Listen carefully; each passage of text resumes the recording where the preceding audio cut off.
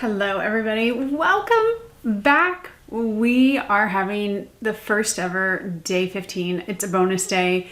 I just couldn't leave this one out, and you know, an extra day, what's the problem? I don't see anything wrong with it. So instead of our wrap up being today, it will be tomorrow. Just like I said, this is a bonus day, and I think we're just gonna get into it because I really wanna put this sunscreen on my face and talk about it. And the sunscreen that I am talking about today is the Go-To Skincare Nifty 50 Mineral SPF 50.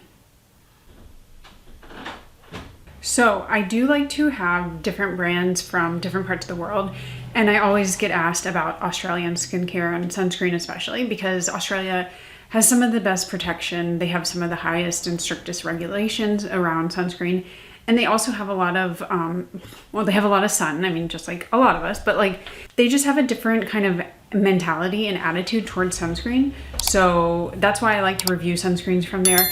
That said, it does cost an arm and a leg to get this. If you are in America, you have to basically do this whole service where you buy it, you send it to an address in Australia, which is a service that you pay for, and then that service ships it from that kind of address in Australia to your address. It's basically a way around that they can't ship it to America. So it's adding an extra cost, extra time, that kind of thing. I will try to link that below in case you want to do that. From my experience, I've done that with Ultraviolet, the actual Australian formulations, and then I've done it with the Go-To Skincare, and it does add quite a bit. I think, I'm not remembering the exact price, but I want to say like $30, $40 on top of your order. So just keep that in mind. With all that said, I'm going to be applying 1/4 of a teaspoon, if it comes out, maybe. Okay, there we go. 1/4 of a teaspoon to my neck and my face, and get into the video. So this is the Nifty 50 Mineral SPF 50 from Go-To Skincare.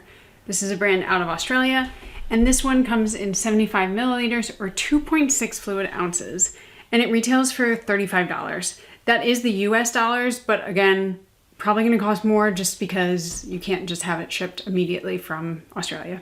So they say that this is a mineral daily SPF 50 broad spectrum sunscreen for UVA, UVB protection, loaded with antioxidants and zinc oxide for physical protection. It's a non-greasy, non-shiny sunscreen. It also has Kakadu plum to protect the skin from oxidative stress and improve radiance, CoQ10 for antioxidant benefits and skin soothing effects, and then aloe vera to hydrate and nourish. As far as ingredients, this one does have 25% zinc oxide, which is pretty amazing. It also has butyl salicylate, which I've talked about before. It technically does make it a hybrid sunscreen, but they do not have to advertise that because it's not considered an active filter or active ingredient. I do like that Go-To Skincare calls out their preservatives. So this one has benzyl alcohol, phenoxyethanol, and caprylic glycol and sorbate. So that probably doesn't mean a lot to a lot of people, but some people do have kind of aversions to certain ones, either like their skin or they're just preferences. So it is nice to see what the preservatives are. Okay, this is directly after applying. It's been sitting on my face maybe a few minutes, and you can see that it's pretty much sunk in. I did have to rub it a little bit after my initial application just to kind of make sure it was all sunken in. So this is what it looks like. You can see kind of the difference between my skin tone. Look, I didn't even get there. Between my skin tone and the sunscreen. So there is a bit of a cast. So now I'm going to apply makeup and we'll come back and I'll give you more of my thoughts. It does have a smell to it. Whenever I put it on, I smell it and then I forget what it smells like. So let's try it. It's like, I can't put my finger on it, but it's definitely an essential oil. In my opinion, it kind of dissipates after a little bit, but if you are sensitive to smells, just be aware that that is in it. As far as the finish goes, so this is what it looks like over makeup. I don't like my makeup today. I tried something different. I tried the About Face foundation. This is a little bit warmer, so I was like, okay, I have a little bit of a cast, so let's like cover it up. But I don't know, this is the second or third time using this foundation, and it just like, I don't know, it sits weirdly. It doesn't feel like it like sinks into my skin. So I don't love the way my makeup looks, but that's not a reflection on the sunscreen. The sunscreen had nothing to do with it. But in terms of finish, so I did put this on a bare face like I do on all of these reviews, and I have pretty normal, sometimes combo skin. Right now it's not super warm out. It's like perfect spring days. I don't know, like 75. So my skin is just like, this is like the baseline. If I wore this in the summer, it would be too much. I think my face would be a little too greasy. It would just like kind of sit too much on my skin. But because the weather is so nice, it does kind of sink in more easily and it doesn't leave it too glowy or too dewy. I could see if you have oily skin, this probably not working for you.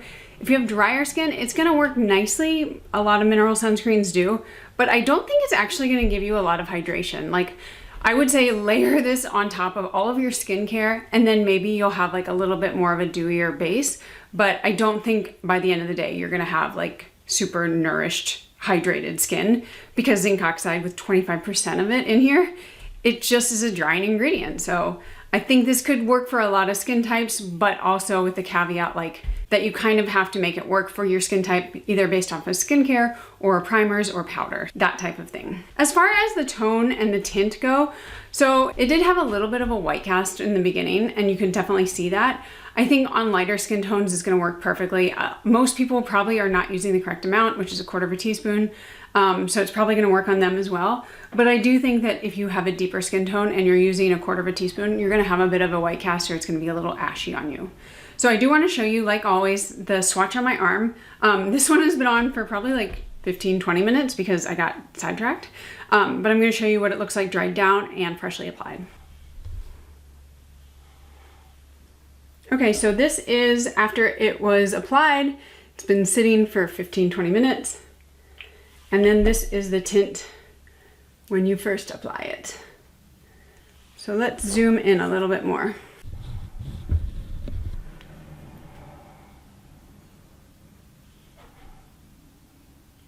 There's definitely some oxidation, but I don't think it's actually a bad thing because I think if it dried at this shade, it would be a little bit too much of a white cast for a lot of people. But I think if you are in the fair light skin tone, this might be a little too deep for you.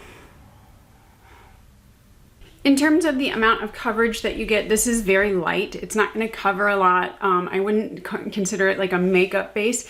It really is more like your traditional sunscreen. It might blur out some imperfections, but it didn't cover anything like substantially, which in my book is a good thing. I like to do that. It just means that I can, you know, if I want, wear a little foundation or concealer. So that's what I did today.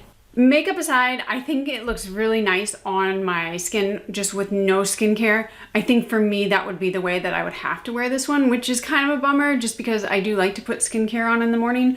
But I think that really depends on your skin type, like I've said before. So kind of play around. If you do have a different skin type than me, you may use more skincare, you may use less or none like I did.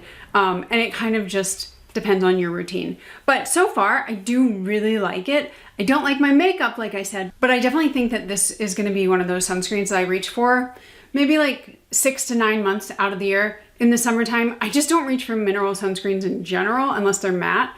So this would not be a summertime sunscreen for me, but I do love that it's SPF 50. It's not water resistant, which is a bummer, but you know, I don't always need a water resistant sunscreen either.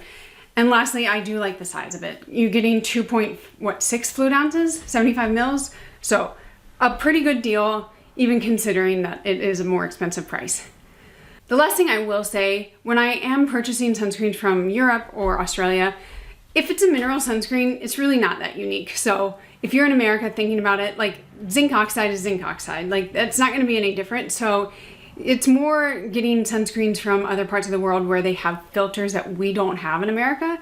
So zinc oxide, titanium dioxide, I wouldn't recommend you spending all your money on a mineral sunscreen just because the formulas might be nice, but they're not gonna be that unique in my opinion. So I would say if you are gonna be purchasing from abroad and you wanna spend a little bit more money, try a chemical sunscreen because they have better filters that we don't have.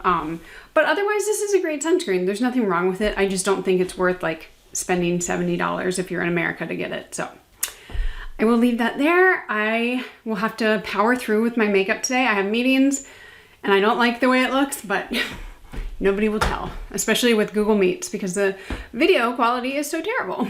So anyway, that is our bonus day 15. I hope you enjoyed it. I hope you appreciate that I did an extra day because I wanted to talk about this one. And tomorrow we will be wrapping up all 15 sunscreens, my favorites, my least favorites, and just putting a bow on this series. So thank you again for watching, and I'll see you tomorrow. Bye.